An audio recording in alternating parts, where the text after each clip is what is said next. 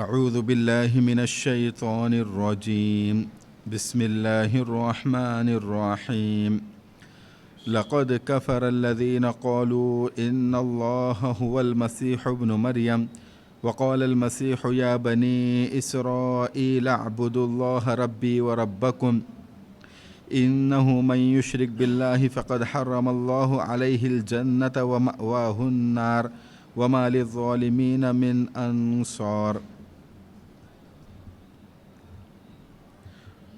وہ لوگ یقیناً کافر ہو چکے ہیں جنہوں نے یہ کہا کہ اللہ مسیح ابن مریم ہی ہے، حالانکہ مسیح نے تو یہ کہا تھا کہ اے بنی اسرائیل اللہ کی عبادت کرو جو میرا بھی پروردگار ہے اور تمہارا بھی پروردگار۔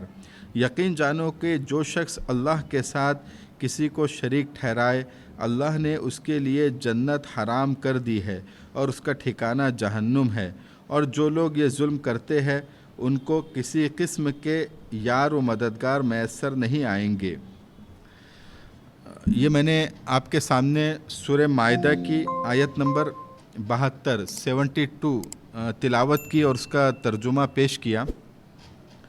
اس سے قبل ہم سورہ مائدہ کی آیت نمبر 71 تک کا مطالعہ کر چکے ہیں، اس کی تفصیلات دیکھ چکے ہیں۔ اب ہم انشاءاللہ آیت نمبر 72 اور اس کی بعد کی آیتوں کا مطالعہ کریں گے۔ اس سے قبل اللہ تعالیٰ نے بنی اسرائیل کا ذکر کیا تھا، یہودیوں کا ذکر کیا تھا، اور ان کے رسول اللہ صلی اللہ علیہ وسلم کے ساتھ جو انہوں نے معاملات کیے اس کے بارے میں اللہ تعالیٰ نے ذکر فرمایا، اور وہ کیوں ایسا کر رہے، تمام تفصیلات ہمارے سامنے آئی تھی۔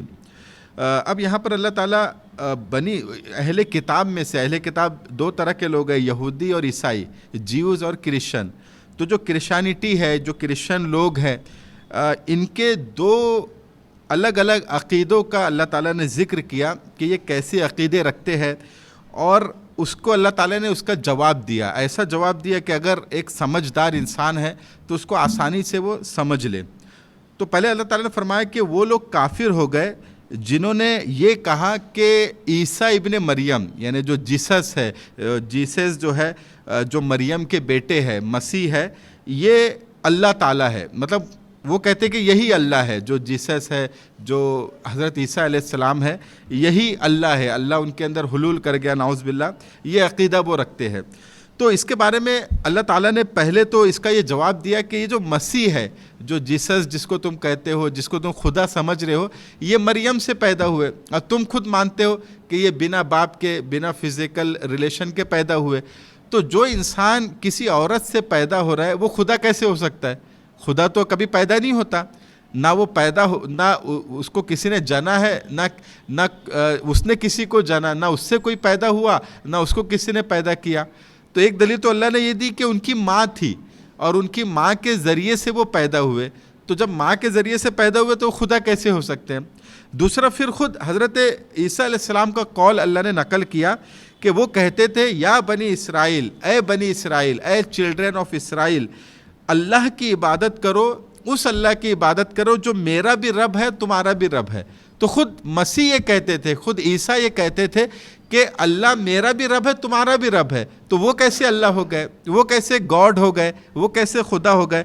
اور یہ بات ابھی بھی جو ان کی بائبل ہے، اولڈ ٹیسٹمنٹ ہو جائے یا نیو ٹیسٹمنٹ، دونوں جو بائبل ہے، دونوں میں یہ بات ابھی بھی لکھی ہوئی ہے، یہ جو جملہ ہے کہ اے بنی اسرائیل، تم اس اللہ کی عبادت کرو، اس گاڈ کی ورشپ کرو جو میرا بھی رب ہے، تمہارا بھی رب ہے۔ ابھی بھی، حالانکہ یہ جو انجیل ہے، بائبل جس کو ابھی کہتے ہیں، اس میں بہت چینجنگ ہو چکی ہے، ٹیمپرڈ ہے، یہ اصل شکل میں نہیں ہے، لیکن اس کے باوجود بھی وہ بات ابھی بھی لکھی ہوئی ہے کہ اللہ میرا بھی رب ہے، تمہارا بھی رب ہے، تم اس کی عبادت کرو۔ لیکن اس کے باوجود بھی کیا کر رہے ہو تم کہ عیسیٰ کو اپنا خدا تم نے بنا لیا، تو یہ غلطی تم نے کی۔ اور پھر اللہ کہہ رہے کہ انہ من یشرک باللہ فقد حرم اللہ علیہ الجنہ، اور پھر یقین جانو کہ جو شخص اللہ کے ساتھ کسی کو شریک ٹھہرائے اللہ نے اس کے لیے جنت حرام کر دی ہے۔ مطلب ہم نے صاف صاف بتا دیا کہ تمہاری انجیل میں بھی یہی لکھا ہوا ہے، اس کے باوجود بھی اگر تم شرک کر رہے ہو، عیسیٰ کو خدا سمجھ رہے ہو، تو پھر تمہارا ٹھکانہ جو ہے وہ جہنم ہے، اور پھر تمہارا کوئی مددگار نہیں ہوگا، اللہ کی پکڑ سے تمہیں کوئی بچا نہیں پائیں گا۔ پھر آگے فرمایا لقد کفر الذین قالوا ان اللہ ثالث ثلاثہ، اور وہ لوگ بھی یقیناً کافر ہو چکے ہیں جنہوں نے یہ کہا کہ اللہ تین میں کا تیسرا ہے۔ اصل میں یہودیوں عیسائیوں کے اندر دو بنیادی فرقے ہیں، ایک آرتھوڈاکس ہے، ایک پروٹسٹنٹ ہے۔ تو ایک فرقہ یہ مانتا ہے کہ عیسیٰ علیہ السلام جو ہے یہ خود خدا ہے، نعوذ باللہ، خود اللہ ہے، اللہ تعالیٰ ان کے اندر حلول کر گیا۔ اور ایک دوسرا فرقہ ہے وہ کہتا ہے کہ یہ اللہ کے بیٹے ہے، سن آف گاڈ ہے۔ تو وہ تین خدا مانتے ہیں، مطلب خدا کے تین حصے مانتے ہیں، ایک اللہ، دوسرا بیٹا مطلب عیسیٰ، اور تیسرا روح القدس، ہولی اسپرٹ جس کو بولتے ہیں، روح القدس یعنی جبرائیل۔ تو وہ کہتے ہیں کہ اصل میں خدا کے تین حصے ہیں، ایک بیٹا ہے، ایک باپ ہے مطلب اللہ جو ہے نعوذ باللہ، اور ایک روح القدس۔ تو یہ تین مل کے ایک خدا بنتے ہیں، اور اس کو ٹرینٹی کا کانسیپٹ وہ لوگ بولتے ہیں، ٹرینٹی یعنی تثلیث کا عقیدہ اس کو کہتے ہیں۔ پھر ان سے کہا جاتا ہے کہ بھائی یہ تو تین ہو گئے، تو پھر تم توحید پہ نہیں رہے، تم وننس آف گاڈ کو نہیں مان رہے۔ تو وہ کہتے ہیں نہیں، یہ وننس آف گاڈ ہی ہے، یعنی ہم جو تین مان رہے ہیں وہ ایک ہی شخص کے تین حصے ہیں، تین پارٹ ہے، وہ تین پارٹ مل کے ایک شخص بنتا ہے۔ تو اس طرح کی مطلب ایسی تعبیل وہ کرتے ہیں جو سمجھ میں نہیں آتی، جو عقل میں نہیں آتی۔ اب اس تعلق کو لے کر عیسائیوں کے جو متکلمین ہیں، جو مطلب تھیولوجسٹ ہے، جو عقیدے کو بیان کرتے ہیں، اس کی ایکسپلین کرتے ہیں، ان میں بہت اختلاف پایا جاتا ہے۔ کوئی کہتا ہے کہ نہیں وہ تین پارٹ ہے، تینوں مل کے ایک بنا، کوئی کہتا ہے کہ نہیں تینوں الگ الگ شخص ہے، وہ تینوں مل کے بنے۔ الگ الگ ان کی انٹرپریٹیشن ہے، الگ الگ ایکسپلینیشن ہے، اور اتنی زیادہ اس کی وضاحت ہے، اتنی زیادہ ایکسپلینیشن مختلف ان کے یہاں موجود ہے کہ یہ مستقل ایک فن بن گیا، مستقل ایک سبجیکٹ یہ بن گیا جس کو کرسٹولوجی کہتے ہیں، مطلب جس میں یہ بحث کی جاتی ہے کہ عیسیٰ کی حیثیت کیا ہے، آیا وہ خدا ہے کہ خدا کے بیٹے ہے کہ خدا کے پیغمبر ہے، کیا ہے، یہ سمجھنے کے لیے مستقل ایک فن ان کیا بن گیا جس کو کرسٹولوجی وہ لوگ کہتے ہیں۔ اور پھر تھک ہار کے وہ کہتے ہیں کہ جس طرح مسلمانوں میں بعض چیزیں متشابہات ہیں، یہ اسی طرح کا معاملہ ہے، اس لیے یہ ہماری سمجھ میں نہیں آتا، ہم بس اس کو قبول کر لیتے ہیں کہ ہاں وہ بیٹے ہے، اللہ باپ ہے، عیسیٰ بیٹے ہے، اور ایک روح القدس جو ہے، یہ تین مل کے خدا بنے، ہم سمجھا نہیں پائیں گے لیکن ہم اس کو مانتے ہیں۔ تو وہ کہتے ہیں کہ یہ متشابہات میں سے ہے۔ جیسا مسلمانوں میں جو قرآن مجید میں بہت ساری چیزیں اللہ نے بیان کی، اس میں اس کے دو حصے ہیں، ایک ہے متشابہات اور ایک ہے محکمات۔ اس سے پہلے بھی اس کا ذکر آیا تھا، سورہ آل عمران میں اس کا ذکر آیا تھا۔ تو ہمارے ہاں جو متشابہات ہے، کچھ چیزیں اللہ نے قرآن میں ایسی رکھی ہے جو ہم کو سمجھ میں نہیں آتی لیکن ہم اس پہ ایمان لاتے ہیں، جیسے حروف مقطعات ہے، الف لام میم، الف لام میم صاد، یہ جو حروف مقطعات ہے اس کا ترجمہ ہم کو نہیں پتہ، اس میں اللہ کیا کہنا چاہ رہے ہم کو نہیں پتہ ہے، لیکن ہم اس کے اوپر ایمان لاتے ہیں۔ اسی طرح اللہ نے کہا کہ اللہ نے 7 زمین بنائی، 7 آسمان بنائے۔ اب ہم کو نہیں پتہ کہ وہ 7 آسمان کہاں ہے، 7 زمین کہاں ہے، بس ہم اس کے اوپر ایمان لاتے ہیں۔ تو کچھ چیزیں ہمارے یہاں ایسی ہے جس کو ہم سمجھ نہیں پاتے لیکن ایمان لاتے ہیں، جیسے اللہ کی کرسی کے بارے میں کہا وسیع کرسی السماوات والارض، کہ اللہ کی جو کرسی ہے وہ زمین و آسمان پر محیط ہے، مطلب پورے زمین آسمان کے اوپر ہے اللہ کی کرسی۔ اب اللہ کی کرسی کیسی ہے ہم کو نہیں پتہ لیکن ہم ایمان لاتے ہیں۔ تو کچھ چیزیں ہمارے یہاں ایسی ہے جو متشابہات ہیں۔ اب یہ لوگ کیا کہتے ہیں عیسائی لوگ، کہ جیسے تمہارے ہاں کچھ چیزیں متشابہات ہے کہ تم سمجھ نہیں پاتے لیکن اس پہ ایمان لاتے ہو، تو اسی طرح ہمارے ہاں یہ جو ٹرینٹی کا جو کانسیپٹ ہے، یہ جو تثلیث کا عقیدہ ہے ہمارا کہ ہم تین کو ایک مانتے ہیں، اس کو ہم سمجھا نہیں پائیں گے آپ کو لیکن ہم اس کے اوپر ایمان لاتے ہیں۔ حالانکہ یہ بھی ایک مغالطہ ہے، ایک فیلیسی ہے۔ مغالطہ یہ ہے کہ ہمارے ہاں مطلب قرآن مجید میں جو متشابہات اور محکمات ہے، تو اللہ تعالیٰ نے جو چیزیں انسان کے لیے بنیادی طور پر ضروری ہے، جیسے عقیدہ ہر انسان کا کلیئر ہونا چاہیے، واضح کانسیپٹ ہونا چاہیے کہ اللہ ایک ہے، حضرت محمد صلی اللہ علیہ وسلم اس کے رسول، ایک دم کلیئر ہے ہمارے یہاں عقیدے کا معاملہ، اس میں کوئی متشابہات نہیں ہے۔ اسی طرح عمل کا معاملہ کہ نماز پڑھنا ہے، سب کلیئر ہے کہ نماز کیسے پڑھنا ہے، کتنے ٹائم پڑھنا ہے، کتنی رکعت پڑھنا ہے، کوئی کنفیوژن نہیں ہے اس کے اندر۔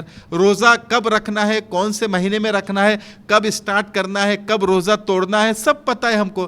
حج کیسے کرنا ہے، کون سے ایام میں کرنا ہے، زکوٰۃ کیسے دینا ہے، سب کلیئر ہے ہمارے یہاں۔ تو عقیدہ اور عمل یہ دونوں چیزیں ہمارے یہاں کلیئر ہے، محکمات میں سے ہے۔ متشابہات میں سے ایسی چیزیں ہیں جس کو اگر ہم نہیں بھی سمجھیں گے تو کوئی فرق نہیں پڑے گا۔ جیسے اگر ہم اور آپ کو ابھی پتہ نہ چلے کہ زمین آسمان، وہ جو 7 زمینیں کہاں ہے، تو اس سے کوئی فرق نہیں پڑے گا، نہ ہمارے عقیدے پہ فرق پڑے گا، نہ ہمارے عمل پہ فرق پڑے گا۔ ہم کو تو اپنا نماز روزہ کرنا ہے، اللہ پر ایمان لانا ہے، ٹھیک ہے، ہوں گے وہ 7 آسمان جہاں بھی ہے، 7 زمین۔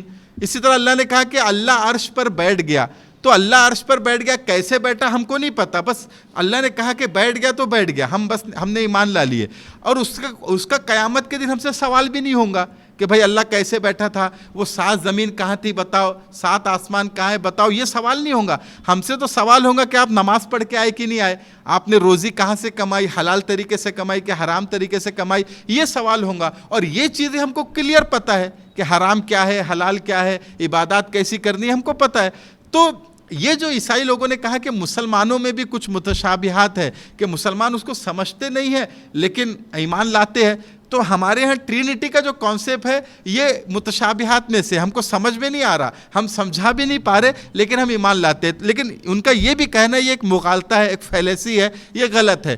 کیوں؟ اس لیے کہ ایمان لانا یہ تو عقیدے کا حصہ ہے، اور عقیدے کو کلیئر کٹ ہونا چاہیے، اس میں کوئی کنفیوژن نہیں ہونا چاہیے کہ عقیدہ کیسا ہو، اللہ کو کیسے ماننا، ان کی صفات کو کیسے ماننا، اس کے نبی کو کیسے ماننا، یہ کلیئر ہونا چاہیے۔ تو تمہارا عقیدے کا معاملہ کلیئر نہیں ہے، تو متشابہات اس میں نہیں ہوتا ہے۔ متشابہات تو اس میں ہوتا ہے کہ اگر ایمان نہیں، اس کو نہیں بھی سمجھ میں آئے تو کوئی فرق نہ پڑے، جیسے 7 زمین 7 آسمان نہیں بھی سمجھ میں آ رہا ہے، کوئی فرق نہیں پڑ رہا ہمارے عقیدے پر، ہمارے عمل پر۔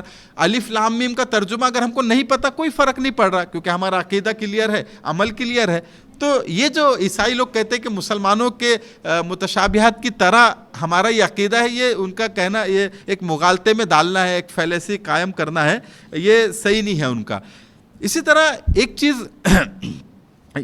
چیز یہاں پر یہ ذہن میں رکھ لینا چاہیے کہ جیسے کہ میں نے ابھی متشابہات اور محکمات کی بات کی، کہ متشابہات ایسی چیزیں ہیں کہ اگر ہم کو علم نہ بھی ہو تو کوئی فرق نہیں پڑے گا۔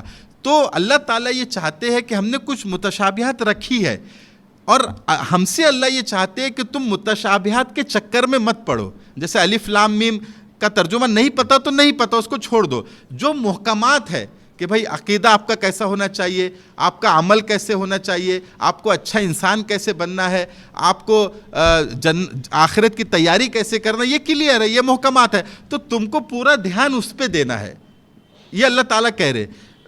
ایک مرتبہ مفتی تقی عثمانی صاحب پڑوسی ملک کے بڑے مفتی ہے، ان کا امریکہ جانا ہوا، تو امریکہ میں ایک مسجد تھی، وہاں پہ کچھ جماعت کے ساتھی تھے، تبلیغی جماعت کے، اور کچھ علماء، وہ لوگ اپنی محنت کر رہے تھے، نوجوانوں کو جوڑ رہے تھے، نوجوان نماز پڑھنے آ رہے تھے، دین سیکھ رہے تھے، ایک سلسلہ وہاں چل رہا تھا۔ تو وہاں پر کوئی ایک اہل حدیث جو عالم صاحب تھے، وہ وہاں پہ رہنے لگے، کوئی گھر وغیرہ انہوں نے خریدا اور وہاں پہ رہنے لگے وہ۔ تو اب وہ جب مسجد آنے لگے تو وہ نوجوانوں کو یہ کہنے لگے کہ بھائی یہ جو استوا علی العرش کا جو عقیدہ ہے کہ اللہ عرش پر بیٹھ گیا، قرآن شریف میں اللہ نے کہا، تو یہ جو عرش پہ اللہ بیٹھا ہے، اصل میں اللہ عرش ایک کرسی ہے، کرسی پر اللہ بیٹھا ہے، وہ سمجھانے لگے۔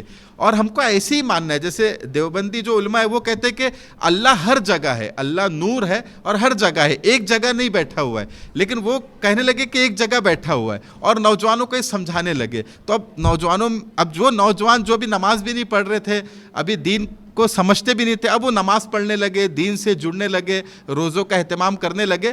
تو اب یہ نوجوان جو ابتدائی طور پہ دین سے جڑے تھے، اب وہ کنفیوز ہونے لگے کہ بھائی یہ کیا چیز ہے کہ اللہ بیٹھا ہے یا اللہ ہر جگہ ہے، ہم کس کو مانے، کون صحیح ہے کون غلط ہے، ان کے اندر کنفیوژن پیدا ہونے لگا۔ تو مفتی تقی عثمانی صاحب جب وہاں گئے، ان کا جانا ہوا، تو وہاں کے علماء نے ان کو بتایا کہ ایک عالم صاحب ہے، وہ اہل حدیث خیال کے ہے، اور وہ ہم کوشش کر رہے کہ نوجوان مسجد آئے، نماز پڑھے، دین سیکھے، قرآن سیکھے، ہم یہ محنت کر رہے، لیکن اب جو نوجوان آ رہے ہیں یہ ان کو کنفیوز کر رہے کہ بھائی عقیدہ ایسے ماننا چاہیے، اللہ عرش پہ بیٹھا ہے نہیں بیٹھا ہے، جو بھی ہے، تو آپ تھوڑا سا کچھ کیجئے اس تعلق سے۔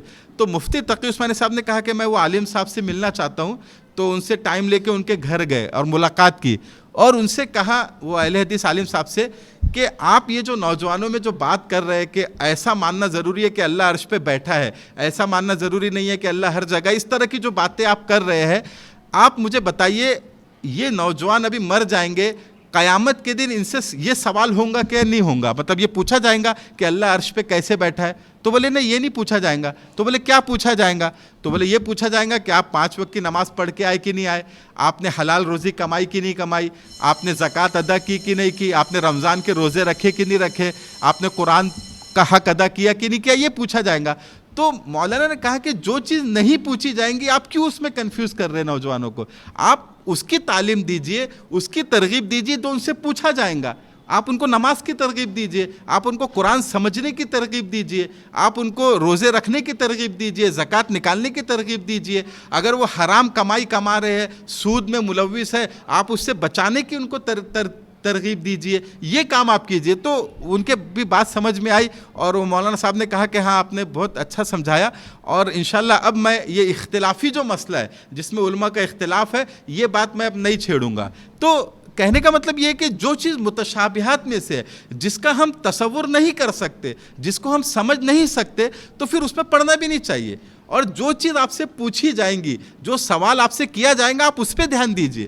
ایک صحابی حضور کے پاس آئے اور کہا کہ متی الساعہ, قیامت کب آئیں گی؟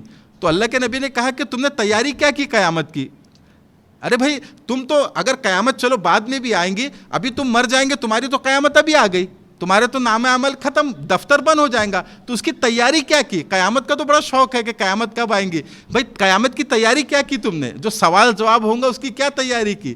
تو اصل دھیان انسان کو اس پہ دینا چاہیے جو اس سے پوچھا جائے گا, ہے نا, نہ کہ اختلافی مسائل میں جس میں ڈفرینسز ہے اس میں پڑھے.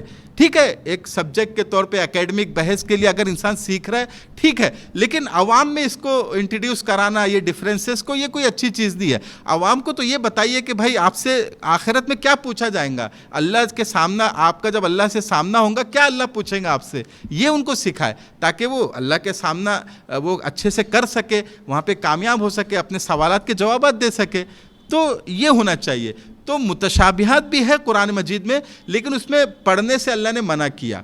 اللہ نے کہا کہ جو محکمات ہے, جو کلیئر کٹ چیزیں ہیں, جیسے عقیدے کا معاملہ ہے, اعمال کا معاملہ ہے, اس میں تم پڑھو, اس کو سدھارو, اس کو صحیح کرو, اور اس طرح کی چیزوں میں نہ پڑھو. تو عیسائیوں نے مسلمانوں سے یہ کہہ دیا کہ بھائی جس طرح تمہارے ہاں کچھ متشابہات ہے, اسی طرح ہمارے ہاں بھی یہ جو چیز ہے یہ تھوڑا کمپلیکیٹڈ ہے ہمارا عقیدہ, کہ ہم 3 خدا مانتے ہیں, باپ, بیٹا اور روح القدس, ہولی اسپرٹ.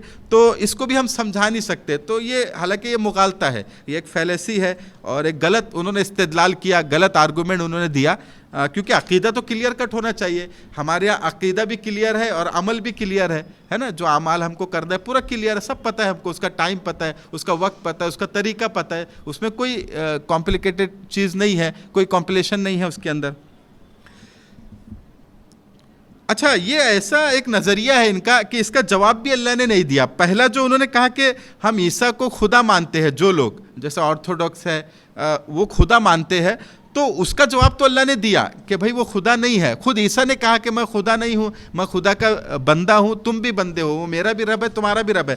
لیکن دوسرا جو عقیدہ ہے, جو پروٹسٹنٹ کا جو عقیدہ ہے کہ بھائی خدا 3 ہے اور پھر 3 مل کے ایک بنے, اس کا جواب اللہ نے نہیں دیا, کیونکہ اس کا جواب دینے کی ضرورت ہی نہیں ہے. کوئی بھی عقل مند انسان اس کو قبول ہی نہیں کرے گا. اگر تھوڑی بھی عقل ہے, تھوڑی بھی سمجھ ہے, وہ قبول ہی نہیں کرے گا کہ یہ کیسے کہ 3 ملا کے ایک خدا بن گئے اور ایک شخص بن گیا, ایسا نہیں ہو سکتا.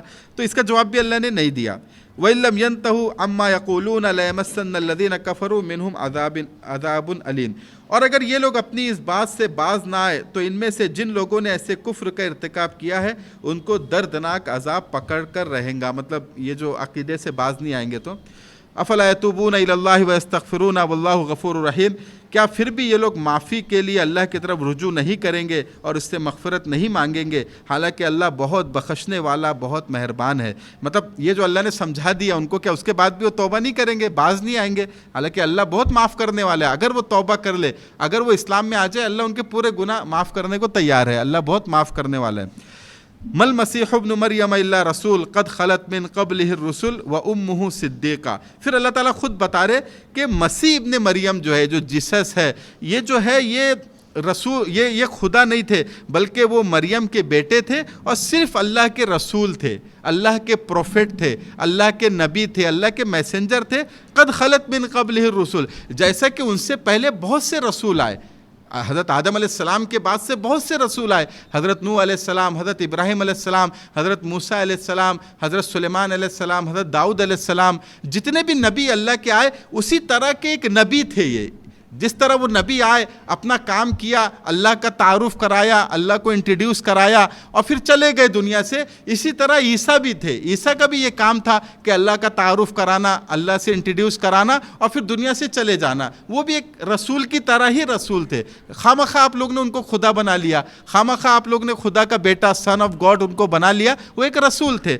وَأُمُّهُ صدیقہ، اور ان کی والدہ جو تھی وہ صدیقہ تھی. صدیقہ جو ہے یہ صدیق کا مؤنث ہے، یعنی فیمیل کو صدیقہ بولتے ہیں اور میل کو صدیق، جیسے ابو بکر صدیق رضی اللہ عنہ.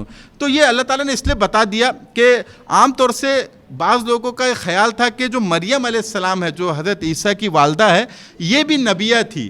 تو اللہ تعالیٰ نے یہاں پہ کلیئر کر دیا کہ وہ نبی نہیں تھی، وہ صدیقہ تھی. صدیق جو ہے یہ ایک مرتبہ ہے، ایک مقام ہے. نبیوں کے بعد انسانوں میں سب سے اعلیٰ جو ہے وہ نبی ہوتے ہیں، پروفٹ ہوتے ہیں، کیونکہ نبی بھی انسان ہے، لیکن انسانوں میں سب سے اعلیٰ درجہ پروفٹ کا ہوتا ہے، نبی کا ہوتا ہے. پھر نبی کے بعد انسانوں میں سب سے اعلیٰ درجہ صدیق کا ہوتا ہے. جیسے حضرت ابو بکر صدیق کا درجہ ہے کہ نبیوں کے بعد پورے انسانوں میں سب سے افضل حضرت ابو بکر صدیق رضی اللہ عنہ، ان کو صدیق کا لقب ملا. تو مریم جو تھی یہ صدیقہ تھی، یعنی یہ نبی نہیں تھی، یہ نبی کے بعد جو سب سے بڑا درجہ ہے وہ ان کو حاصل تھا.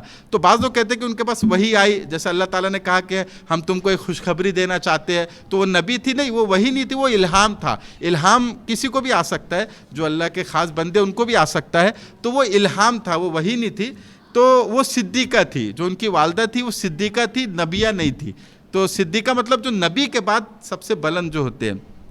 پھر اللہ نے اس کے بعد کہا کانا یا کلانی طعام، وہ دونوں کھانا کھایا کرتے تھے. اب آپ دیکھیے سادہ سا جملہ دکھ رہا ہے، وہ دونوں مطلب عیسیٰ اور ان کی والدہ مریم دونوں کھانا کھایا کرتے تھے. اب اس میں ایک سادہ سا جملہ ہے، لیکن یہ سادے سے جملے میں اللہ تعالیٰ نے عیسائیوں کے پورے نظریات کو، پورے تھاٹس کو اللہ تعالیٰ نے کنڈیم کر دیا اور اس کو ختم کر دیا. کیسے؟ اللہ نے کہا کہ تم ان کو خدا مان رہے ہو، عیسیٰ کو خدا مان رہے ہو، خدا کا بیٹا مان رہے ہو، یا مریم کو، بعض لوگ مریم علیہ السلام کو بھی خدا مانتے ہیں، ان میں الگ الگ فرقے ہیں. تو اللہ کہہ رہے کانا یا کلانی طعام، وہ دونوں کھانا کھایا کرتے تھے. تو اب بتائیے، کھانا جو انسان کھاتا ہے اس کا مطلب اس کو بھوک لگتی ہے تو وہ کھانے کا محتاج ہے. تو خدا کیا کھانے کا محتاج ہوں گا؟ اور جو انسان کھانا کھائیں گا وہ ہر چیز کا محتاج ہوں گا. یعنی کھانا ایک علامت ہے، جو انسان کھانا کھائیں گا وہ ہر چیز کا محتاج ہوں گا. کیونکہ کھانا کیسے پیدا ہوتا ہے؟ وہ سورج کی روشنی لگتی ہے درخت پہ، اس سے پیدا ہوتا ہے، تو وہ سورج کی روشنی کا بھی محتاج ہوں گا. وہ زندہ رہنے کے لیے سانس لینے کا بھی محتاج ہوں گا. وہ اس کو کھانے کی جب بھوک لگ رہی ہے تو پیاس بھی لگیں گی، وہ پانی کا بھی محتاج ہوں گا. تو جو انسان ہوا کا محتاج ہے، سورج کی روشنی کا محتاج ہے، پانی کا محتاج ہے، جو کھانے کا محتاج ہے، وہ خدا کیسے ہو سکتا ہے؟ خدا تو کسی چیز کا محتاج نہیں ہوتا. اس کو تو نہ بھوک لگتی ہے، نہ پیاس لگتی ہے، اس کو تو نہ نیند آتی ہے، اس کو کسی چیز کی ضرورت نہیں ہے. تو یہ تو ان کو کھانے کی ضرورت تھی، ان کو بھوک لگتی تھی. اگر کھانا نہیں کھائیں گے تو مر جائیں گے، ان کی والدہ بھی مر جائیں گی، عیسیٰ بھی مر جائیں گے اگر کھانا نہیں کھائیں گے.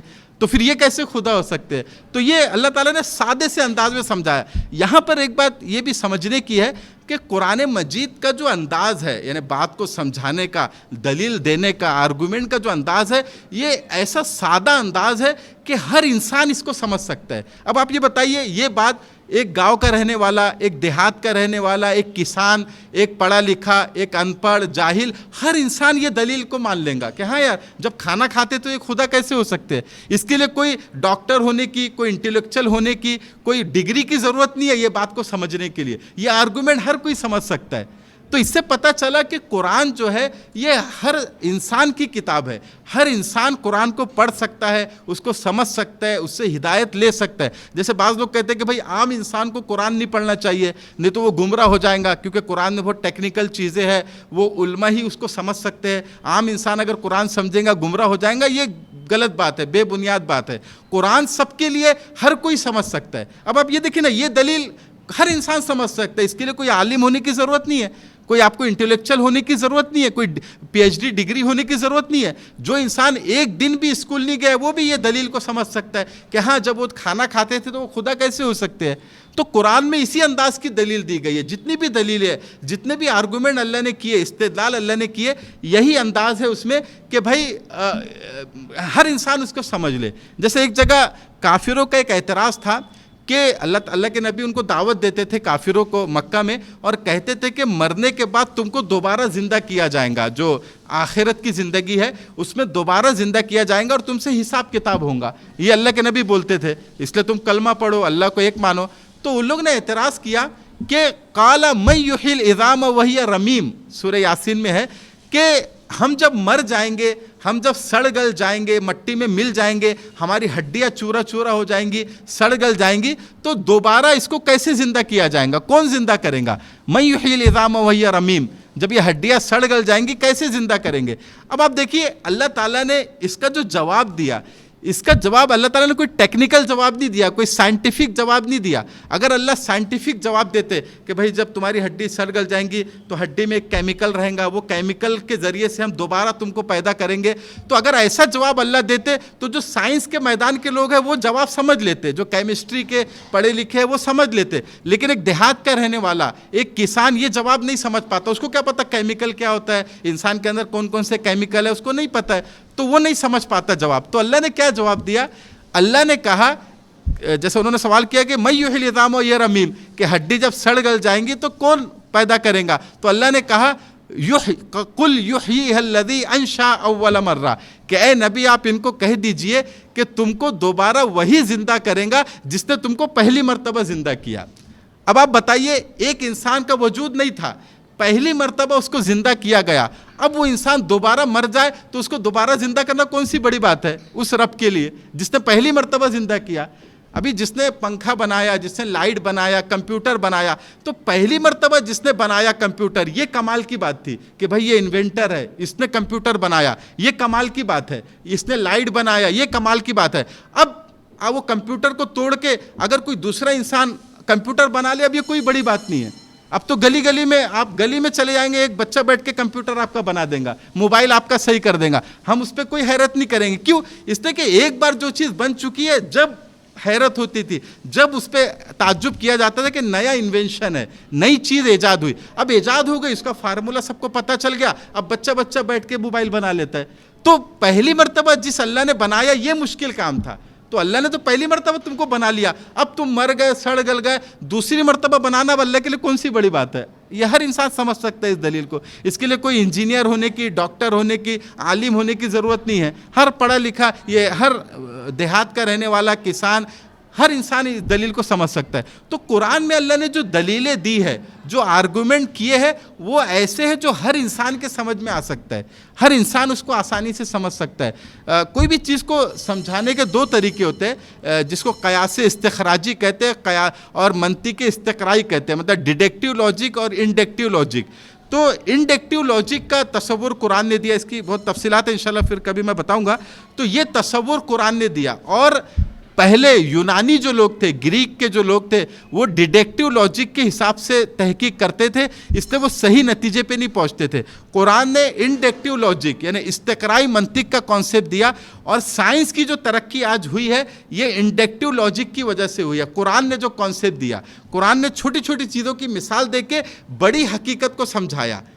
وہ لوگ کیا کرتے تھے, بڑی مثال دے کے چھوٹی بات کو سمجھاتے تھے, اور وہ سب کے سمجھ میں نہیں آتی تھی, وہ صرف پڑھے لکھوں کو سمجھ میں آتی تھی. قرآن نے چھوٹی بات کے ذریعے بڑی بات کو سمجھایا, اس کو کہتے ہیں انڈکٹیو لاجک. تو اس کے ذریعے سے آج جتنی بھی سائنس کی ترقی ہوئی ہے یہ اسی ذریعے سے, قرآن کے اس کانسیپٹ کی وجہ سے. امام غزالی نے, امام ابن تیمیہ نے, علامہ ابن رشد نے, امام شاطبی نے اس قرآن کے کانسیپٹ کو نکالا, اس کو واضح کیا, اور پھر یہ اسپین کے ذریعے سے یورپ گیا. ڈاکٹر راجر بیکن جو شروع کے سائنٹسٹ ہے یورپ کے, انہوں نے لکھا ہے اپنی کتاب میں کہ آج جتنی بھی سائنس کی ترقی ہوئی ہے یہ انڈکٹیو لاجک کے بیس پہ ہوئی ہے, اور انڈکٹیو لاجک کا تصور مسلمانوں سے یورپ کو ملا ہے اور مسلمانوں کو قرآن سے ملا ہے. یہ اس نے صاف طور سے لکھا ہے, اس کی بہت ساری وضاحت ہے انشاءاللہ پھر کبھی بتائیں گے.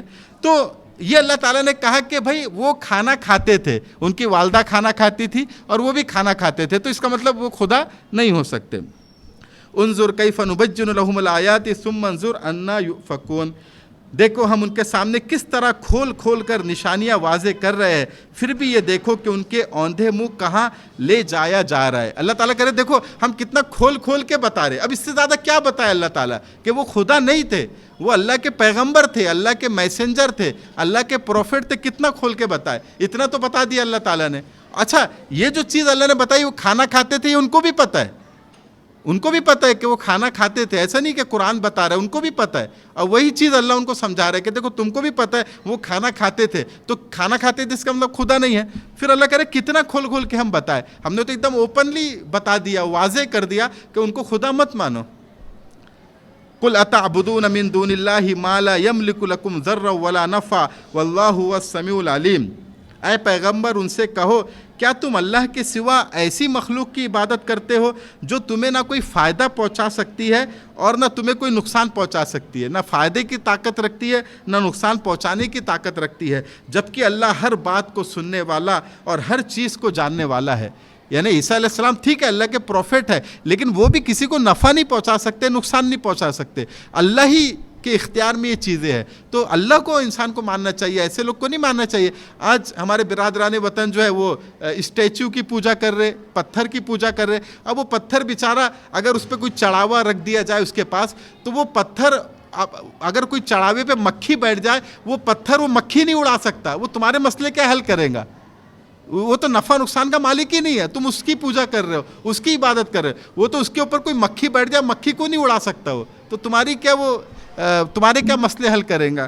تو اللہ کہہ رہے ایسے لوگ کو کیوں مان رہے ہو جو نہ تمہارے کو نفع پہنچا سکتے نہ نقصان پہنچا سکتے۔ قل یا اہل الکتاب لا تغلوا فی دینکم غیر الحق ولا تتبعوا اہواء قوم قد ضلوا من قبل وضلوا کثیرا وضلوا عن سواء السبیل، اے اہل کتاب اپنے دین میں ناحق غلو نہ کرو اور ان لوگوں کی خواہشات کے پیچھے نہ چلو جو پہلے خود بھی گمراہ ہوئے، بہت سے دوسروں کو بھی گمراہ کیا اور سیدھے راستے سے بھٹک گئے۔ یہاں پر اہل کتاب کو کہا جا رہا ہے کہ غلو مت کرو۔ غلو کا مطلب یہ ہے کہ جو چیز کو اللہ نے جہاں رکھا ہے، جو چیز کو جو مقام دیا گیا ہے اس کو وہیں پہ رکھو، اس کو غلو مت کرو۔ جیسے یہودیوں نے غلو کیا کیا کہ نبی کا جو مقام تھا، پروفٹ کا جو مقام تھا، ان کو مقام سے گرا دیا، ان کو قتل کر دیا، ان کا انکار کیا، نبی کو برا بھلا کہا۔ جیسے حضرت عیسیٰ کو برا بھلا کہتے تھے کہ بنا باپ کے پیدا ہوئے، ان کی والدہ پر بدکاری کا الزام لگاتے تھے۔ تو یہودیوں نے ایک کام یہ کیا کہ عیسیٰ علیہ السلام کو ان کے مقام سے گرا دیا، اور عیسائیوں نے کیا کیا، ان کو ان کے مقام سے بڑھا دیا۔ وہ پروفٹ تھے، میسنجر تھے، نبی تھے، ان کو خدا بنا لیا، خدا کا بیٹا بنا لیا۔ تو عیسائیوں نے بھی غلو کیا کہ پروفٹ کو خدا بنا لیا، اور یہودیوں نے بھی غلو کیا کہ پروفٹ کو یعنی برا ثابت کیا کہ ان کی والدہ نعوذ باللہ بدکار تھی، بد کردار تھی، کہ بنا باپ کے یہ پیدا ہو گئے۔ تو دونوں نے غلط کام کیا۔ صحیح طریقہ یہ ہے کہ ان کا احترام کرو، ان پر ایمان لاؤ، ان کی رسپیکٹ کرو، ان کو اللہ کا نبی مانو، اللہ کا پروفٹ مانو، یہ صحیح طریقہ ہے۔ اس سے مسلمانوں کو بھی نصیحت ملتی ہے کہ مسلمانوں میں بھی جو چیزیں اللہ تعالیٰ نے جہاں رکھی ہے اس کو وہیں رکھنا چاہیے، جس کی جتنی اہمیت ہے اس کو اتنی اہمیت دینی چاہیے۔ یہ نہیں کہ آپ کسی چیز کو زیادہ اہمیت دے دو، کسی چیز کو کم کر دو، یہ اسلام میں غلو کرنا ہے اور یہ اسلام میں سخت ناپسندیدہ ہے۔ جیسے ہمارے جو بریلوی بھائی ہے، اب وہ کیا کرتے ہیں، بزرگوں کو بہت زیادہ مقام دے دیتے، اب ان کی قبروں پہ جا رہے ہیں، ان سے مانگ رہے ہیں، اولاد مانگ رہے ہیں، ان کا قبر پہ طواف کر رہے ہیں، ان کے قبر پہ سجدہ کر رہے، تو یہ بھی غلو ہو گیا۔ بھائی ٹھیک ہے، وہ اللہ کے ولی تھے، اللہ کے نیک بندے تھے، ان کی عزت کرو، ان کی رسپیکٹ کرو اور ان کے طریقے پہ چلنے کی کوشش کرو۔ وہ جیسے اچھے کام کر کے اللہ کے نیک بندے بنے، اللہ کے ولی بنے، تم بھی وہی نیک کام کر کے اللہ کا نیک بندے بنو، اللہ کے ولی بنو، نہ کہ تم ان کی پوجا شروع کر دو، ان کو سجدہ کرنا شروع کر دو، یہ بھی غلو ہے۔ تو جیسے عیسائیوں نے کیا، مسلمانوں میں بھی یہ چیز ہو رہی ہے۔ تو مسلمانوں کو چاہیے کہ جو چیز جیسی ہے اس کو ویسی رکھی جائے، فرض کو فرض کا مقام دیا جائے، نفل کو نفل کا مقام دیا جائے، یہ مسلمانوں کو کرنا چاہیے۔ لعن الذین کفروا من بنی اسرائیل علی لسان داؤد وعیسی ابن مریم ذلک بما عصوا وکانوا یعتدون۔ بنو اسرائیل کے جو لوگ کافر ہوئے ان پر داؤد اور عیسی ابن مریم کی زبان سے لعنت بھیجی گئی تھی، یہ سب اس لیے ہوا کہ انہوں نے نافرمانی کی تھی اور وہ حد سے گزر جایا کرتے تھے. یعنی داؤد علیہ السلام نے بھی ان پر لعنت کی کیونکہ وہ ایسی حرکت ہی کرتے تھے. پھر عیسیٰ علیہ السلام نے بھی لعنت کی, ابھی بھی انجیل میں موجود ہے وہ لعنت, جو برا بھلا حضرت عیسیٰ نے ان کو کہا کہ بھائی تم کیوں ایسا کرتے ہو. کانوا لا یتناہون عن منکر فعلوا لبئس ما کانوا یفعلون. وہ جس بدی کا ارتکاب کرتے تھے اس سے ایک دوسرے کو منع نہیں کرتے تھے. حقیقت یہ ہے کہ ان کا طرز عمل نہایت برا تھا.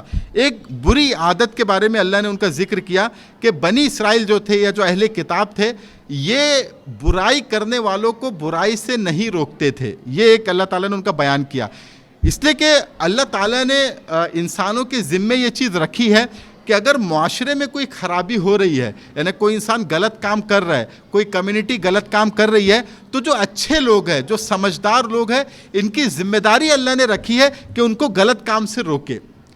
اس لیے کہ کوئی بھی معاشرے میں اگر ایسے لوگ نہیں ہوں گے جو غلط کو غلط بولے, جو غلطی کرنے والے کو نصیحت کرے, سمجھائے, تو معاشرہ پورا کرپٹ ہو جائے گا, پورا خراب ہو جائے گا. اس لیے ہر معاشرے میں ایسے لوگ ہونا چاہیے جو برے کو برا بولے.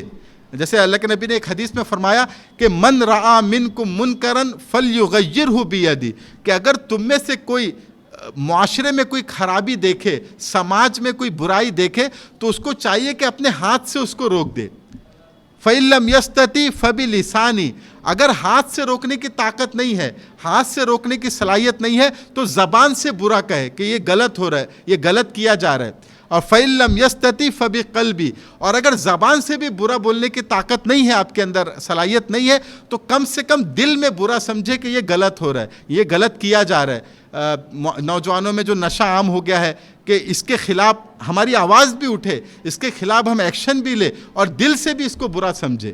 اسی طرح جو ظلم عام ہو رہا ہے ہمارے معاشرے میں, جو مظلوموں پر ظلم کیا جا رہا ہے, کمزوروں پر ظلم کیا جا رہا ہے, سود کے ذریعے سے امیر ہو رہا ہے, غریب ہو رہا ہے, اس کے خلاف بھی ہماری آواز اٹھے.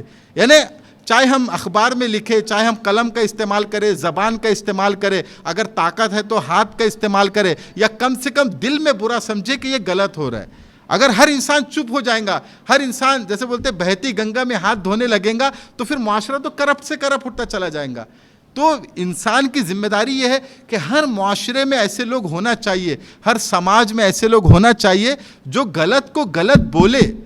اگر طاقت ہے تو ظالم کا ہاتھ پکڑ لے, اگر طاقت نہیں ہے تو زبان سے بولے, اور اگر اتنا بھی نہیں کر سکتے دل میں برا سمجھے کہ یہ غلط ہو رہا ہے, تبھی وہ معاشرے سے برائی ختم ہوں گی. تو بنی اسرائیل کا ایک کام یہ بھی تھا کہ وہ برے کو برا نہیں بولتے تھے. اگر کوئی پیسے والا ہے جس سے کچھ پیسہ مل سکتا ہے, ہدیہ مل سکتا ہے, رشوت مل سکتی ہے, تو وہ کتنا بھی غلط کر لے اس کو ٹوکتے نہیں تھے, برا نہیں بولتے تھے. یہی چیز آج ہمارے معاشرے میں ہو رہی ہے, ہر طرف برائی پھیلی ہوئی ہے, نوجوان نشہ کر رہے ہیں, ڈرگز لے رہے, لیکن ہمارے سر پہ جو نہیں رینگتی, ہم بس اپنے کمانے کھانے میں لگے ہوئے ہیں. اسی طرح سود کے ذریعے سے امیر ہو رہا ہے, غریب ہو رہا ہے, اس کے خلاف ہم کچھ نہیں بولتے. اسی طرح دین کے تعلق سے دیکھا جائے تو لوگ دین سے دور ہو رہے, ہمارے سر پہ جو بھی نہیں رکھتی. ہمارے گھر میں ہمارا بچہ نماز نہیں پڑھ رہا, ہمیں کوئی فرق نہیں پڑتا. ہمارے خاندان میں لوگ نماز نہیں پڑھ رہے, زکوٰۃ ادا نہیں کر رہے, ہمیں کوئی فرق نہیں پڑ رہا. تو یہ یہودیوں کی روش تھی, یہ اہل کتاب کی روش تھی. ہم کو فرق پڑنا چاہیے. اگر گھر میں بے دینی کا ماحول ہے, ہم کو فرق پڑنا چاہیے, ہم کو سکون نہیں آنا چاہیے. اگر ہمارے گھر میں ہماری بیوی بچے نماز نہیں پڑھ رہے, ہم کو بے چین ہو جانا چاہیے. ہم کو ان کی فکر کرنی چاہیے کہ بھائی نہیں, یہ بھی صحیح راستے پہ آ جائے, یہ بھی غلط کام چھوڑ دے. تو یہ مطلب حکم دیا گیا اسلام میں کہ اس کی فکر کرنی چاہیے. اور پھر دیکھیے اس کے اندر یہ کہا اللہ نے کہ روکتے نہیں تھے. کوئی اچھی بات کی نصیحت کرنا, جیسے تبلیغی جماعت میں عام طور سے یہ کہا جاتا ہے کہ اچھی باتیں بتاؤ, فضائل اعمال پڑھو, اعمال کی فضیلت بتاؤ. تو دیکھیے اچھی بات اگر آپ بولتے ہیں تو آپ کو کوئی فرق نہیں پڑے گا. بلکہ ایک برا سے برا انسان بھی ہے, اس کو آپ بولو بھائی 5 ٹائم کی نماز پڑھنا چاہیے, روزے رکھنا چاہیے, غریبوں کی مدد کرنی چاہیے, وہ آپ کی بات کو خوشی سے مان لیں گا. ہاں حضرت آپ بہت اچھی بات بول رہے ہیں. لیکن اس کو آپ بولے کہ آپ یہ ظلم کر رہے ہیں, آپ اپنے امپلائی پہ ظلم کر رہے ہیں, آپ اپنے گھر والوں پہ زیادتی کر رہے ہیں, یہ بولیں گے وہ بھڑک جائیں گے آپ کے اوپر. تو یہ بولنا زیادہ جگر گردے کا کام ہے. یہ بولنا اسی لیے کہا کہ اللہ کے نبی نے کہ سب سے بڑا جہاد یہ ہے کہ ظالم کے سامنے حق بات بول دینا. یہ سب سے بڑا جہاد ہے۔ تو اللہ نے کہا کہ روکنا بھی، ہاں ہاتھ سے روکنے کی طاقت ہے ہاتھ سے روکو، زبان سے روکنے کی طاقت ہے زبان سے روکو، یا کم سے کم دل میں برا سمجھو کہ یہ برا ہو رہا ہے، تو انشاءاللہ فائدہ کم سے کم یہ ہوگا کہ ہم اس سے بچیں گے۔ تو وہ لوگ یہ کام نہیں کرا کرتے تھے۔ ترى كثيرا منهم يتولون الذين كفروا لبئس ما قدمت لهم انفسهم ان سخط الله عليهم وفي العذاب هم خالدون ولو كانوا يؤمنون بالله والنبي وما انزل اليه ما اتخذوهم اولياء ولكن كثيرا منهم فاسقون۔ تم ان میں سے بہت سو کو دیکھتے ہو کہ انہوں نے بت پرست کافروں کو اپنا دوست بنایا ہوا ہے، یقیناً جو کچھ انہوں نے اپنے حق میں اپنے آگے بھیج رکھا ہے وہ بہت برا ہے، کیونکہ ان کی وجہ سے اللہ ان سے ناراض ہو گیا ہے اور وہ ہمیشہ عذاب میں رہیں گے۔ اگر یہ لوگ اللہ پر اور نبی پر اور اس کلام پر جو تم پر نازل ہوا ایمان رکھتے تو ان بت پرستوں کو دوست نہ بناتے، لیکن بات یہ ہے کہ ان میں زیادہ تعداد ان کی ہے جو نافرمان ہے۔ اور یہ اہل کتاب یہودیوں کا ایک یہ بھی مسئلہ ہے کہ یہ مسلمانوں کے بجائے کافروں سے دوستی رکھتے ہیں، بت پرستوں سے دوستی رکھتے ہیں۔ حالانکہ یہودی ٹھیک ہے اللہ کے نبی پہ ایمان نہیں لا رہے، لیکن آسمانی کتاب کو تو مانتے ہیں۔ بت پرستی کے تو مخالف تھے یہ لوگ بھی بت پرستی کے مخالف تھے، لیکن مسلمانوں سے نفرت کے چکر میں وہ بت پرستوں کو دوستی ان سے کر رہے اور مسلمانوں سے نفرت کر رہے، حالانکہ ان کو مسلمانوں سے محبت کرنی چاہیے تھی۔ تو اللہ کہہ رہے اگر یہ اللہ پر ایمان لاتے، نبی پر ایمان لاتے، قرآن پر ایمان لاتے تو یہ بت پرستوں کو یہ دوست نہیں بناتے، لیکن آپ دیکھ رہے کہ وہ دوست بنا رہے ہیں۔ لَتَجِدَنَّ أَشَدَّ النَّاسِ عَدَاوَةً لِلَّذِينَ آمَنُوا الْيَهُودَ وَالَّذِينَ أَشْرَكُوا وَلَتَجِدَنَّ أَقْرَبَهُمْ مَوَدَّةً لِلَّذِينَ آمَنُوا الَّذِينَ قَالُوا إِنَّا نَصَارَى ذَلِكَ بِأَنَّ مِنْهُمْ قِسِّيسِينَ وَرُهْبَانًا وَأَنَّهُمْ لَا يَسْتَكْبِرُونَ۔ تم یہ بات ضرور محسوس کر لو گے کہ مسلمانوں سے سب سے سخت دشمنی رکھنے والے ایک تو یہودی ہے اور دوسرے وہ لوگ ہیں جو کھل کر شرک کرتے ہیں۔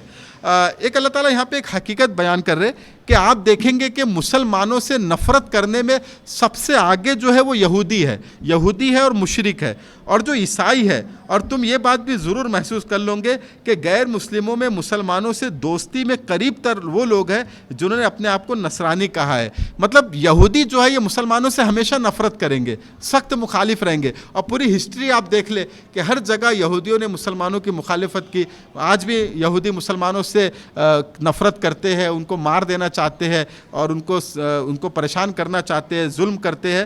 اور عیسائی کے بارے میں اللہ کہہ رہے کہ عیسائی مسلمانوں سے اتنی نفرت نہیں کرتے، وہ مسلمانوں سے نرمی رکھتے ہیں۔ اور واقعی ہسٹری بھی اگر ہم دیکھیں تو یہ دکھتا ہے کہ عیسائی جو ہے یہ نرمی سے پیش آتے ہیں مسلمانوں کے ساتھ، اتنی نفرت نہیں رکھتے جتنی یہودی رکھتے ہیں۔ یہودی مسلمانوں سے بہت زیادہ نفرت رکھتے ہیں، آج بھی ہم اس کو دیکھ سکتے ہیں۔ پھر اس کی وجہ اللہ نے یہ بتائی کہ عیسائی کیوں نرمی رکھتے ہیں، تو بتائی کہ ذالک بأن منہم قسیسین، یہ اس وجہ سے ہے کہ ان میں بہت سے عالم ہیں اور بہت سے تاریک الدنیا درویش ہے، مطلب جو لوگ رہبانیت اختیار کر لیتے ہیں، مطلب دنیا سے دور ہو کے پہاڑوں میں جا کے عبادت کرتے ہیں، ایسے لوگ ہیں۔ اور تیسری وجہ یہ بتائی کہ وہ تکبر نہیں کرتے۔ اصل میں عام طور سے جو انسان کسی سے لڑتا ہے، کسی سے نفرت رکھتا ہے، وہ دو تین چیزوں کی وجہ سے رکھتا ہے۔ ایک تو پیسے کی وجہ سے، ابھی دنیا میں آج دیکھیے ملکوں میں جو جنگیں ہو رہی ہے، آپس میں ملکوں میں جو اختلافات ہے، کیوں ہے؟ اپنے مفادات کے لیے، اپنے انٹرسٹ کے لیے، کہ بھائی یہ ملک کی وجہ سے میرا انٹرسٹ پورا نہیں ہو رہا، میرا مفاد پورا نہیں ہو رہا، اس لیے وہ اس سے جنگ کرتے ہیں۔ تو عیسائیوں میں اکثر لوگ رہبانیت اختیار کر لیتے ہیں، مطلب دنیا کو چھوڑ کے جنگل میں چلے جاتے ہیں، جو ان کے سادھو سنت ہوتے ہیں، تو اس وجہ سے پھر وہ نفرت نہیں کرتے کیونکہ ان کو دنیا سے کوئی لینا دینا نہیں ہے، اور دوسرا ان کے اندر تکبر نہیں ہوتا۔ تو عام طور سے آپ دیکھیں گے کہ جو کرسچن کمیونٹی کے لوگ ہیں وہ پولائٹ آپ کو دکھیں گے، تھوڑا تکبر کم رہیں گا ان میں، عام طور سے آپ دیکھیں گے۔ تو تکبر نہ ہونے کی وجہ سے بھی انسان کسی سے نفرت نہیں کرتا۔